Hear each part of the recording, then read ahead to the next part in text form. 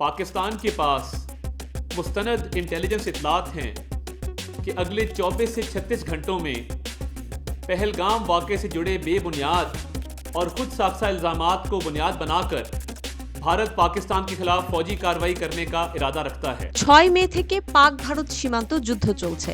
প্রতিদিনই এই যুদ্ধের তীব্রতা বাড়ছে। এরই মধ্যে সীমান্তের দ্বিপাক্ষিক নিয়ন্ত্রণ রেখা বরাবর এলওসি পাকিস্তানি সৈন্যদের গোলার আঘাতে ভারতীয় অন্তত 50 সৈন্য নিহত হয়েছে বলে দাবি করেছে পাকিস্তান। 8 মে পাকিস্তানের তথ্য ও সম্প্রচার মন্ত্রী আতাউল্লাহ তারার এই দাবি করেছেন বলে দেশটির সংবাদ মাধ্যম ARY নিউজের প্রতিবেদনে জানানো হয়েছে।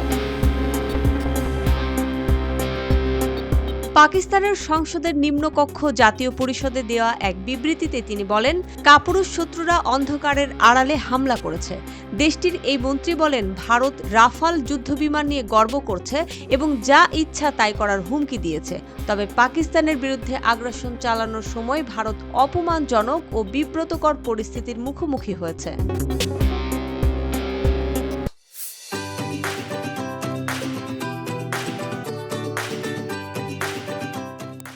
ভারতকে পাকিস্তানের সশস্ত্র বাহিনী কঠোর জবাব দিয়েছে বলে দাবি করেছেন মন্ত্রী তারার।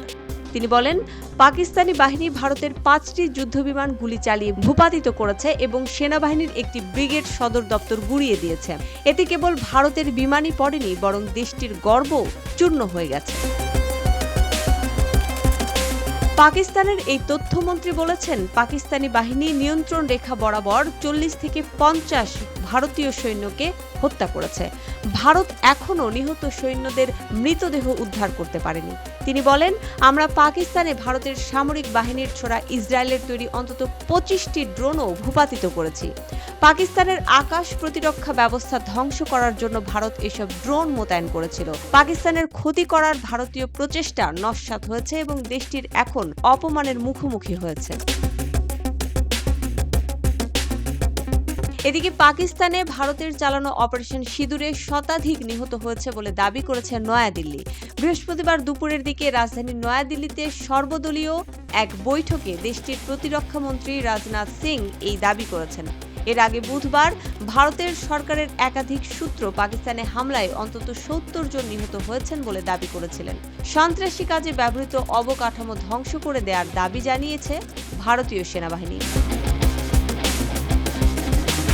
জম্মু কাশ্মীরের পেহেলগামে বন্দুকধারীদের হামলার 2 সপ্তাহ পর বুধবার মধ্যরাতে পাকিস্তান ও পাকিস্তান অধিকৃত কাশ্মীরের অন্তত 9টি স্থানে হামলা চালিয়েছে ভারতীয় সামরিক বাহিনী।